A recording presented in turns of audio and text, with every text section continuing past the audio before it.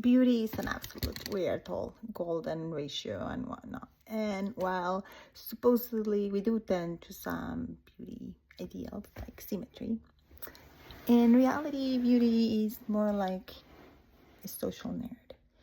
For example, back in the 90s, Gwyneth Paltrow was the beauty ideal for that generation. And today she would be kind of like ugly or non-descriptive. On the other hand, Kat Dennings, who is a beautiful actress, didn't quite match the standard for her time. And so her career didn't quite take, even though she's like super talented and, super beautiful. And for a while, Kim Kardashian defined beauty. But did she? She looks exactly like the Aladdin princess. And she has been a living Disney princess. And if you think about it, what's like so amazing about her? Like what's like so captivating about her?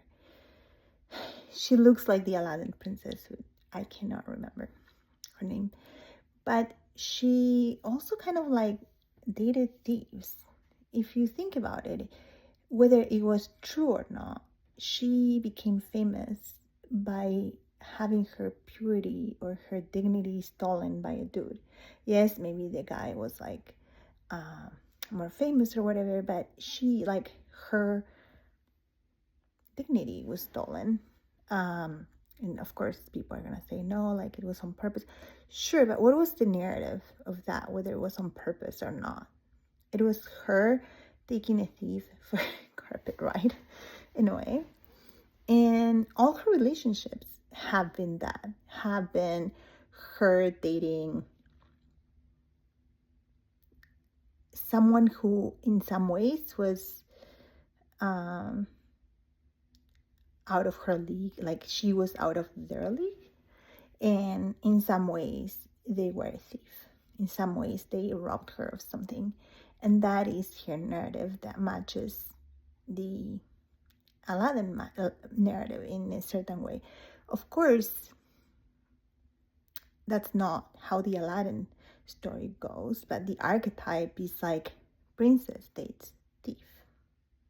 And she has fulfilled that almost to a T. And what about now? What is beauty now? Beauty now is like supposedly being, we are moving away from fillers and stuff and into like being weird, right? We are like who? Well, Chaperone is the new generational beauty icon. And Odessacion is like, if I'm saying her name correctly, her popularity shows that. And people are pretty or beautiful in degrees of looking like Chaperone, right? The more you look like her in some way, the more you're gonna be considered by the new generations pretty. Agos Pontier looks a lot like Chaperone in her own personal way. Now, of course, you don't want to get into the to look too much like Chaperone, because then you are gonna be like a Chaperone impersonator or imitator, and we don't like that. It's like the uncanny valley of chaperoneness. You don't want to be that. You want to be like your own self. And maybe even I go to that. Like, why do I have green hair? Because I believe in human flourishing and I painted my hair green for Christmas and I like what it looks like. It's my favorite color and I kept it. But am I choosing green or am I subconsciously chaperoning myself? I don't know. Maybe it's a little bit of one, a little bit of the other. My hair is naturally brown. And there are outliers. there are people who escape the chaperones or the icon of their time. A great example is Jennifer Lawrence, who, when she came out in the Hunger Games, she was kind of like fat for a Hollywood actress, like for what was expected. And she kind of didn't change. And even though she has a beautiful face, it wasn't like the perfect symmetry, exactly the way people wanted for Hollywood. But somehow she like made it work for herself and broke those rules. And of course, she's like so beautiful and charming. And we take her success for granted, but it's not for granted. And one of the theories I have is she looks a lot like a young Helen Mirren. And I think when you look a lot like a previous icon from like 60 years ago, 50 years ago, like people's brains are primed to perceive you as already like something. Like they recognize your face. So if you happen to have a beauty that recalls the past, like somebody they already saw, then you can bypass the current rules of iconic beauty, which are, they belong to a space and time. Another, like one person who has lasted a long time as a beauty icon is Gwen Stefani. Why?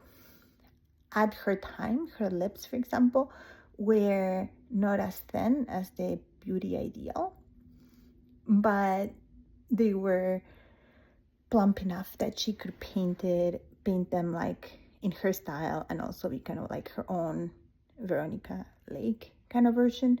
So she mixed in her own self a lot of she had some of the things of her time, like the body type, but she had things of other times.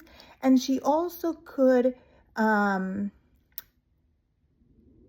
there was a part of the population of girls that wasn't represented so much at that time, which was sporty and yet pretty, like the girly tomboy. And that is something that attracted a lot of men and women, and that wanted that felt reflected on that, or felt attracted to that and couldn't find it anywhere else. Plus the recognition of some features of the past, plus the aligning to the beauty, the iconic beauty of the time, which was thin with, like a flat chest and a flat back. So, and still her face and her style also adapts to today, because her lips, again, she doesn't have to super fill them to like respond to today's ideal of like a plumper lip and a more done face. The question is, can she chaperonize herself? And I think, like, of course, Taylor Swift falling back into the aesthetics of different times, instead of like trying to match the aesthetics of her time, which didn't match her, was also iconic, right? It was also like gave her a difference, because she had the music of the time, and instead of like trying to look like something that was like really hard for her, even though she's so beautiful, instead she was like, well, I have a more, my look matches more like these other eras, and I'm gonna lean in on that. And that really, really, really worked for her. Now I think beauty is absolutely a worthy value to have in society, not just as a moral symbolic value, but it's like it adds value to us. Like, we do pay more money for a beautiful object than for an ugly object. So design and art are absolutely worthwhile, and they're also worthwhile in a person. However, when maybe we can understand that beauty is not an absolute, and it's like also like a narrative, and that you can be worthwhile and desired for your beauty, but also for like many other things, it makes it more free and playful. And if beauty is something you are, and more importantly, now you will understand that if beauty is something you do, because at the end of the day, if you play this game right, beauty is something you can become. It doesn't have to be like, the glow up is not just like fillers, it's the right narrative for you.